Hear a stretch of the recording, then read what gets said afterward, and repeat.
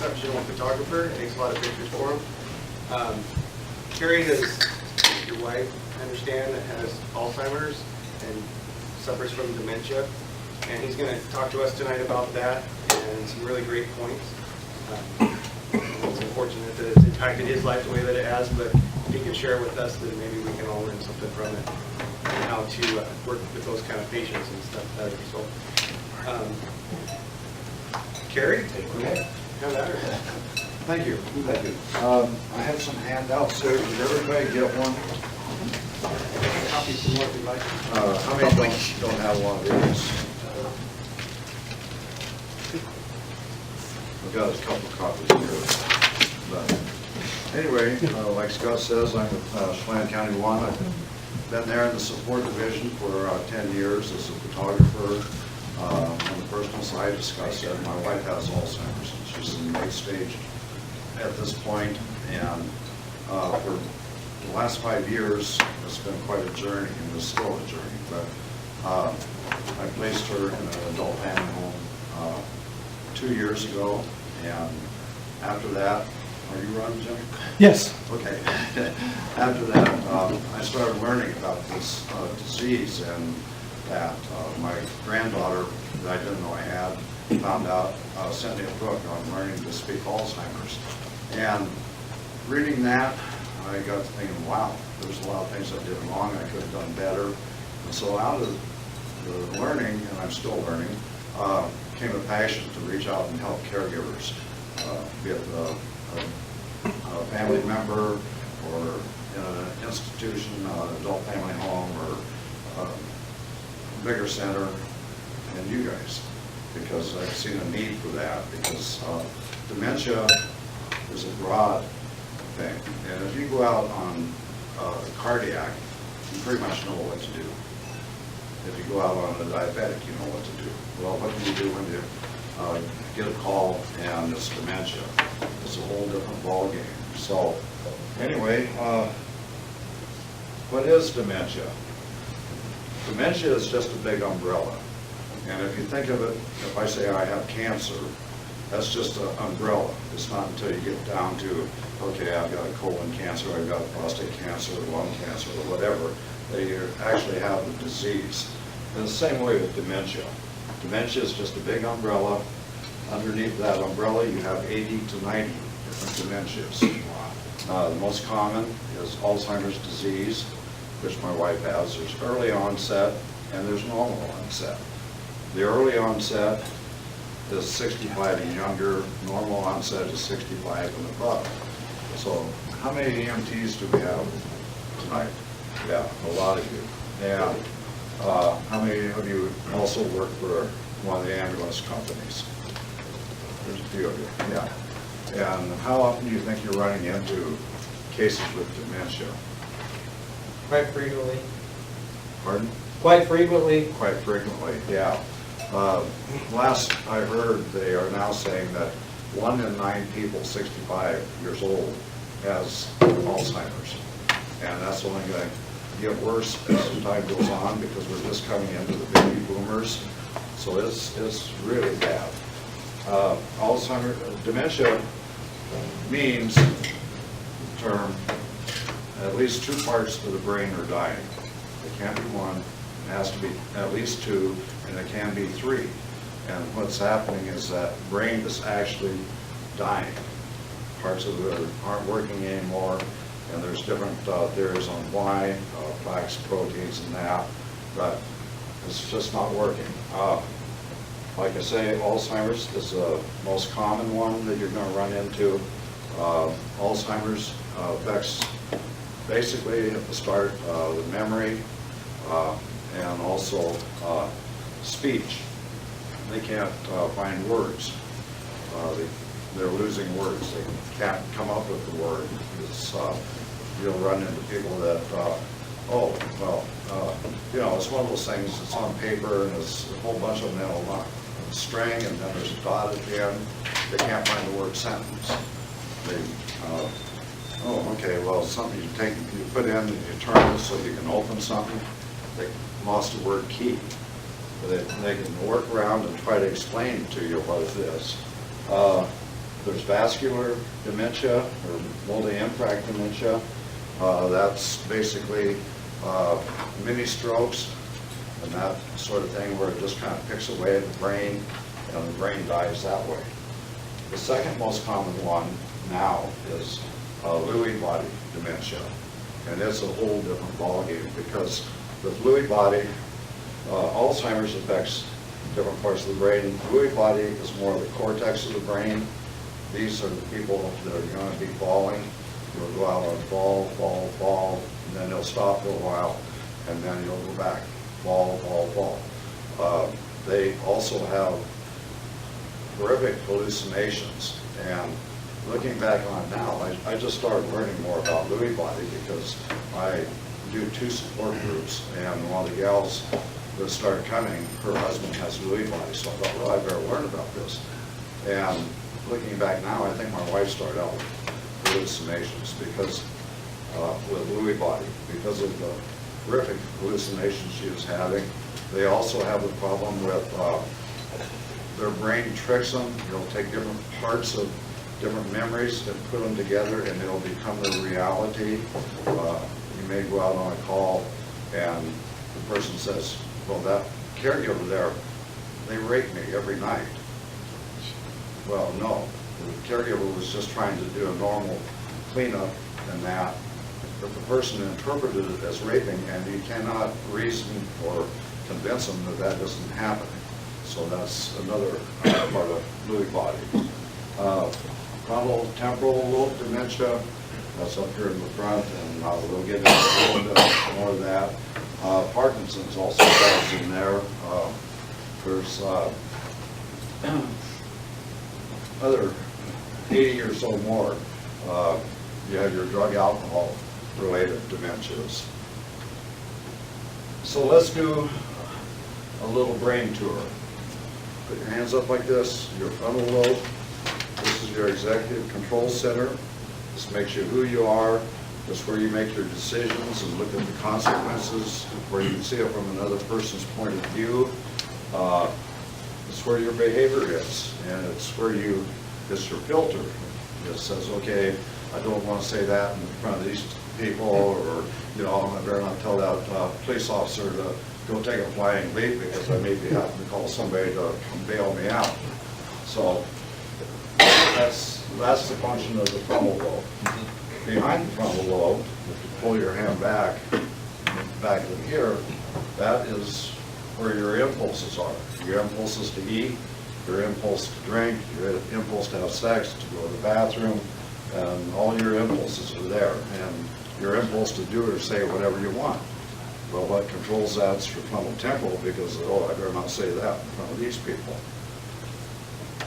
Okay, your left temporal, put your hands up like this, your left temporal, your right temporal. You lose on the left, you retain on the right. You lose on your left, you retain on your right. What are you losing? This is where Alzheimer's comes in. Your left temporal is where your vocabulary, your comprehension, your speech production. I'm talking now, that's coming out of my left temporal.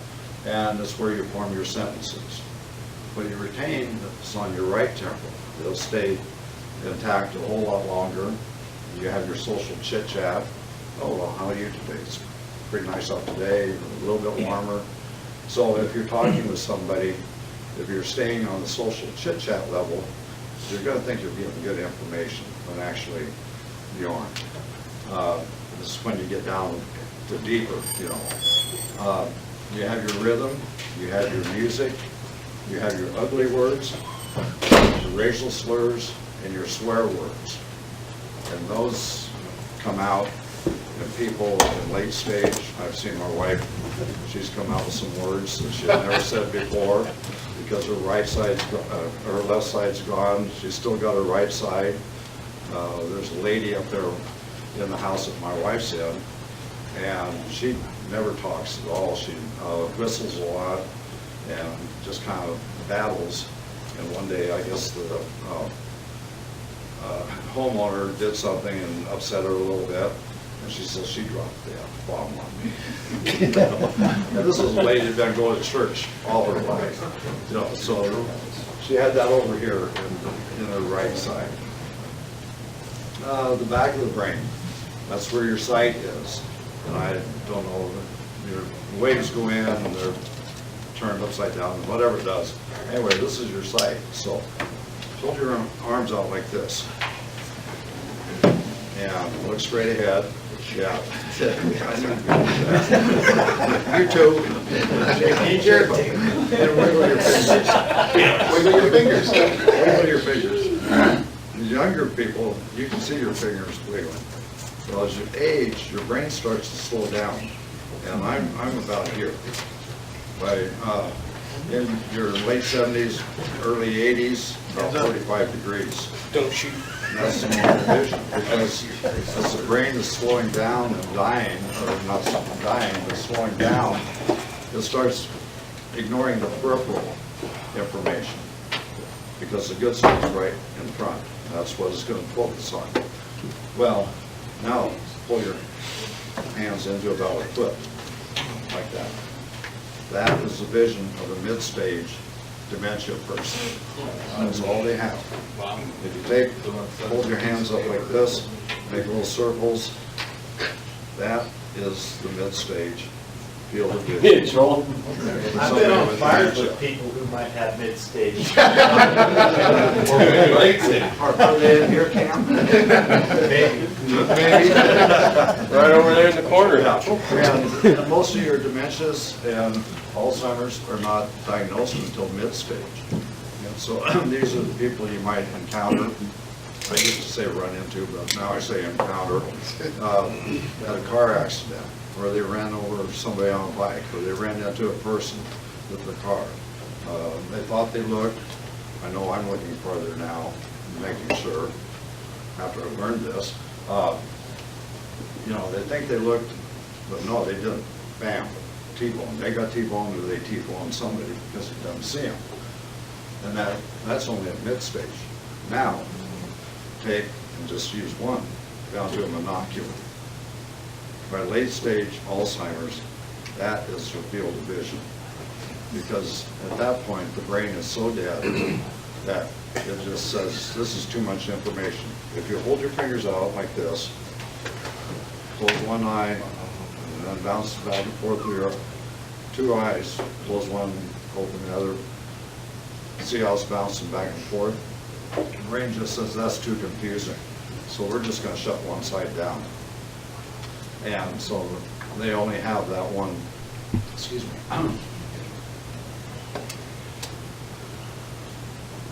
Inside your brain is your hearing. And what's interesting about your hearing is the part of your brain that does the hearing, it stays intact. The rest of the brain around it is dying and dead.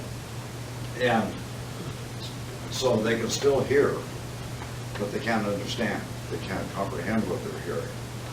It's just a bunch of noise, and it'll raise the agitation. So one of my suggestions would be keep the noise level down. If you have a radio, if you can turn it off, turn it off. If not, turn it down. Don't have a whole bunch of people coming in at once, because that's just going to confuse them. And all they have left is agitation. They can't tell you what's wrong. And it's not going to benefit you if you have somebody agitated. Okay, what to look for? Some of the things that you can look for, I might give you a clue, because I know you guys want to check the medications. That's one of the first things you always want to do. If you see medications like Aricept, Razidine, Exelon, or Namenda, it may be they have dementia, but it's not necessarily a fact. It could be that some doctor or nurse practitioner thinks they have some cognitive issues going on, but it could be a clue. Clothing that's mismatched. They have their, they got up in the morning, they have their night clothes on, they put their day clothes on because they don't remember to take off their night clothes, to change clothes. Or it could go the other way around. They could have their day clothes on, and then, excuse me, and then put their nightgown or whatever over the top. Appearance, the hair looks good in the front, looks like crap in the back. I can look in the mirror, I can see the front, oh, that's good, you know, so I'm good to go. Blank or confused facial expressions, agitation and resistive to aid. That's another one because, you know, they can get agitated very quickly. Household, burnt pots and pans on the stove or on the counter, in the sink. My mother-in-law did that. She went through a few pots and pans, and excuse me. Aside from the medications, you just described us at the fire department.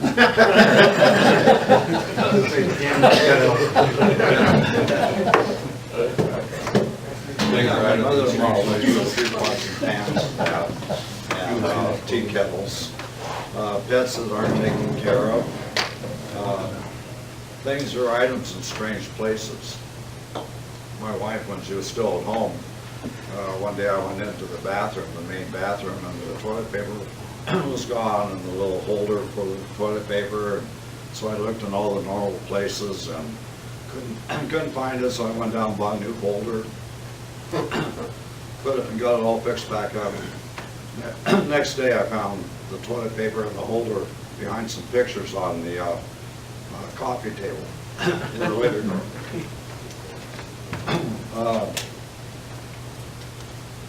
Prescriptions where the pill count doesn't match the renewal date. You look at the bottle, if you have the bottle, and it was filled 2 weeks ago, and it's only got half a dozen pills in it. I'm forgetting that I've taken them, I'm double taking them, or opposite, you know, got a bottle that was filled 2 weeks ago and it's still completely full. It looks like it, you aren't gonna sit there and count them, but it looks like it. So I forgot to take them. Excuse me. And these people, you know, they are on some pretty heavy medications.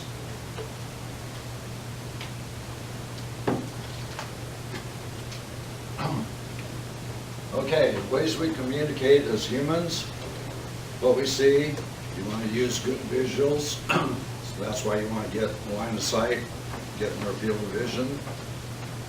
They will do better with what they see than what they hear. What we hear, give clear, short, and simple directions. You know, don't give them a whole bunch of stuff. Let's get up and go over here and do this. Let's get up. After they're up, let's go over here. Okay, let's set you down here. Because they can't comprehend all of that. I like to think of it as, remember the first computer you had compared to the computer you have now, the processors?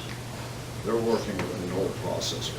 It takes them a lot longer, so you have to slow down and be calm and just wait for them. You can't hurry them because they won't understand, and you're just going to raise the agitation. What we feel, and you want to touch last and only with permission. And again, they will do better with what they see. They will hear your words, but they won't understand what you're saying. How we perceive our world. We perceive our world in three different spaces. You're out in the public space there. A private space is, for our culture, about 6 feet, so 6 feet in front of me. From their end, it's a private space. You guys all know each other, so you don't mind the private, you know, being closer in the private space. Yeah, and the personal, intimate space. Yeah, that's easy. Pardon? Except for Jay and Kyle. He knows I'm not. Yeah. Intimate space is where we actually touch each other. And normally, you know, when we shake hands with somebody, we get into that intimate space, and we shake hands and we pull right back. we don't stay in that intimate space, but you want to stay in that intimate space with somebody with dementia. How to approach, come from the front, introduce yourself, make eye contact, offer your hand, get to the side. You don't want to stay in the field of vision. We'll do a little demonstration in a little bit. Get at their level, because if I'm up here and the person is sitting down or laying down, it's very intimidating. And what you're going to pull up is fight, flight, or fright. You want to be on their level, talking calmly, talking softly, just comforting them, basically. Wait for a response and then talk. And think of them, I like to think of somebody in late stage as an 18-month-old baby, because there are PET scans that show the brain activity of some late Alzheimer's and an 18-month-old baby, and they're almost identical on the brain activity. So if you can kind of think of it as an 18-month-old, how would you approach an 18-month-old? You wouldn't be coming in with a whole bunch of people and a gurney and all that. I would suggest, and Lauren, you can help me out on this one, have only one person go in, basically. The others kind of stay in the background. The others can, because your caregiver is going to be your best information anyway. And they can fool you, because they can sound perfectly normal and they can give you information, but it's not accurate information. When Angie Fire had a call, and it was close to my home, and I kind of perked up because it said dementia. And they got there, I heard them arrive, they went in, I heard them clear themselves, go back in service. They probably got about 3 or 4 blocks, and they were called back. And I talked to the on-duty crew the next day and said, what happened? And they said, well, we went in, the person was giving us appropriate answers. We didn't think there was a problem. So anyway, they got called back because there was a problem, and they helped load him up, and he went to the ER. My mom, mother-in-law, she was living up here in Sunrise East, and my sister-in-law had an older couple come in to live with her because she had burned too many pots or pans, and she was messing up her meds. So she couldn't live alone, but she was still quite functional. Anyway, the husband, every day they would walk around the park. I went up there, we went up one day to visit, asked my mother-in-law, you guys still walking around the park? Oh yeah, we're hoofing around here every day. It's wearing me out, you know. I found out the husband hadn't been able to walk for 2 months. So it was very appropriate to what I had asked, but totally inaccurate. You know, so you gotta watch out for that. Another lady that I was working with one-on-one, she had called 911, and she said everybody swarmed in there. Her husband had fallen, wasn't anything really critical or life-threatening, and she felt like she was being pushed aside, you know, from the first responders, because they didn't want to listen to her. They were trying to get information out of the husband, and he was talking quite appropriately. Well, after they got through, they stopped, and one of the responders stopped. She said, well, he gave you his right date of birth, the right month and year, but he gave you my year. You know, so you can also do your own little mini mental type status exam. You know, you can ask them and see what responses, what answers you get from him. Don't ask him your birthday. I mean, if you ask me what my birthday is and I got dementia, I can tell you 3/13/46. Sounds very legit, but it's not. Ask him what day it is, where are we, what building are we in, something like that, and see what your responses are. Now, what if I have dementia and I call you, in the 5 minutes it took for you to get there, I forgot that I called you. And I usually show up at the door and I answer it and I say, what are you doing here? Well, we got a call from here. I didn't call you. Who called you? Well, somebody called me. I'm in trouble. So since we're here, can we just go ahead and get your bills? Can we give that a try? You know, make them a part of the solution. Make them part of what you're wanting to do and get done, because that's what you're there for. You think there's a problem. And so if you can get them all on your side, oh, okay, well, yeah, it's not gonna cost me anything? No, it's not gonna cost. You know, we'll just do it, just check. I hate to go back to the station and, you know, and then have to come back. And if there was a real problem, we'll check it out. So, little fibrillation, that works sometimes. How to have a conversation. Use a positive physical approach. Introduce yourself. I'm so-and-so from dog 2, from this county 2.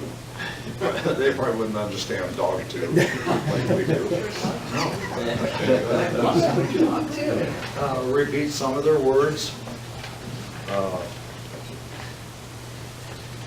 If you don't understand what they're saying, use statements like, tell me more about it, or show me what you can do with it.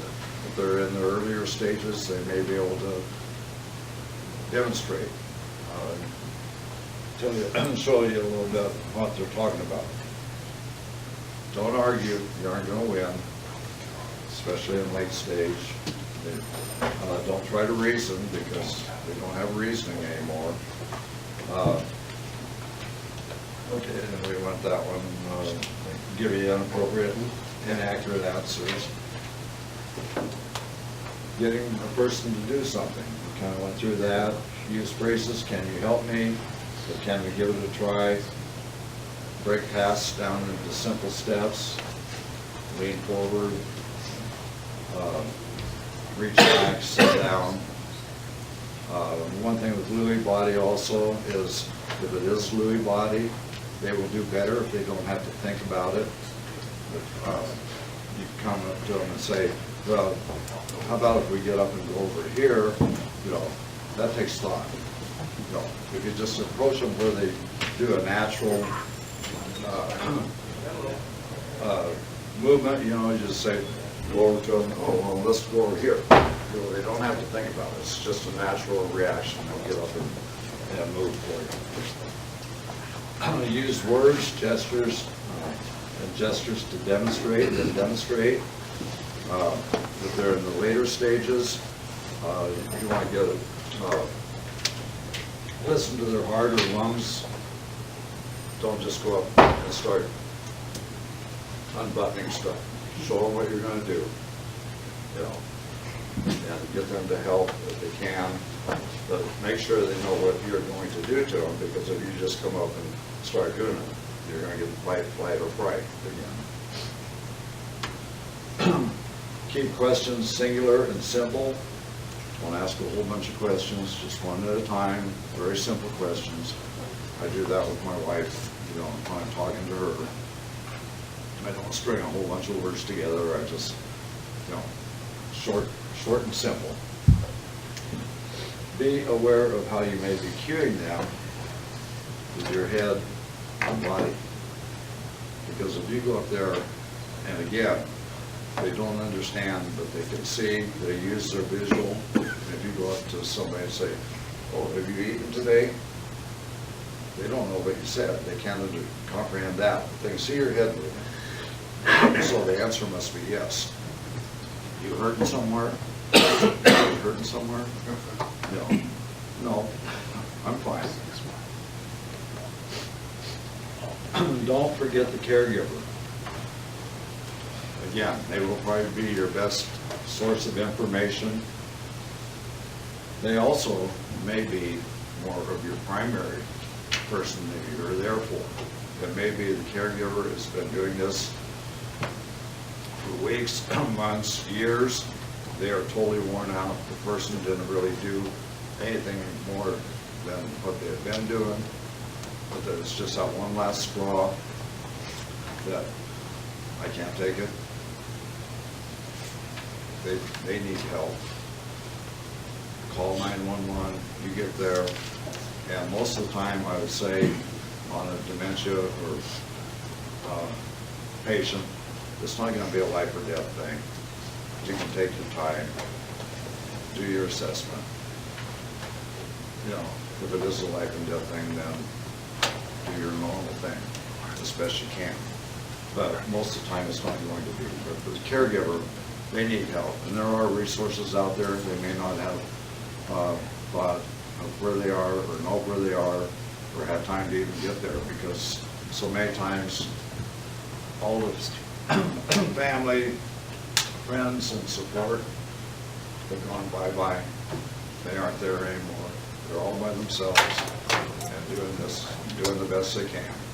But they may be the ones that you are actually there for. So let's do a little demonstration. You want to demonstrate with me? No. Okay. Joe will. Joe will. So let's kind of, let's get over there. We don't have a chair there. Okay, so let's kind of put some of this together. We talked about the 3 spaces and how to approach through those spaces. One of the things you want to do is first you want to make eye contact. You want to give a good visual. See his hand reached out, he's inviting me in. I'm into the intimate space where we're actually touching. But I don't want to stay in this position. And like I said before, you know, most of the time when you shake hands, we let go. I want to keep that contact. So what I want to do is wrap my hand around like this and get around this way. I'm still kind of in a field of view here, but I can direct him. Let's go this way. Let's go that way. I'm using visuals to get it. Okay, I can also get him over here like this. I can get down on his level. I can keep him distracted. And somebody else, they can be taking the blood pressure. Because if he gets agitated, what's going to happen to the blood pressure? Are you going to get accurate readings? His blood pressure is going to go sky high. This way, I can keep him distracted while you do what you need to do. So, thank you. No problem.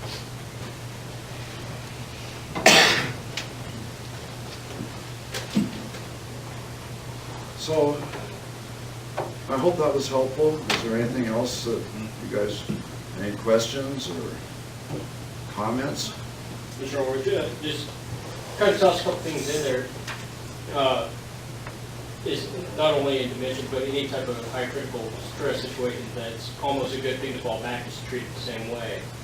But in addition, you are correct in when he talks about breaking it down, you got to speak to them.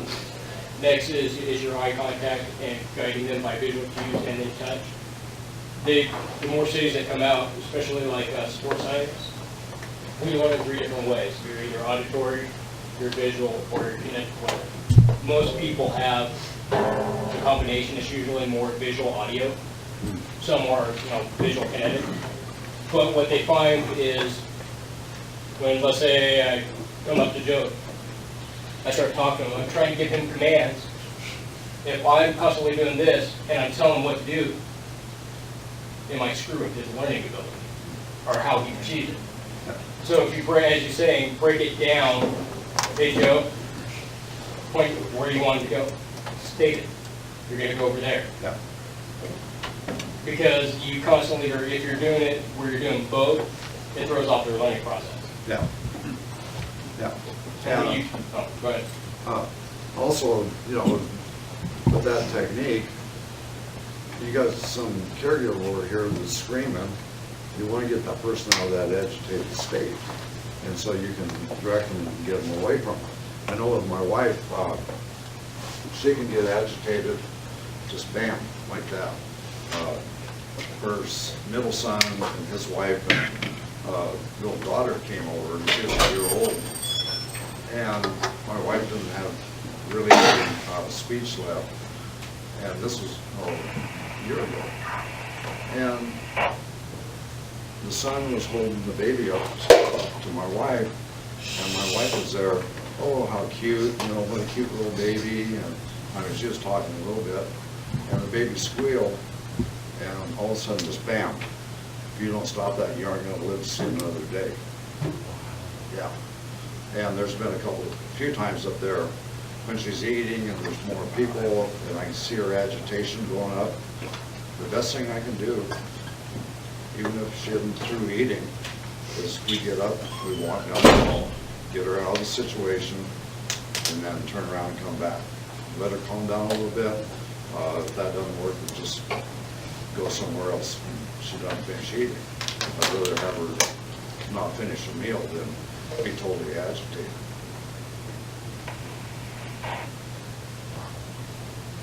Very informative. Pardon? Very informative. Oh, good.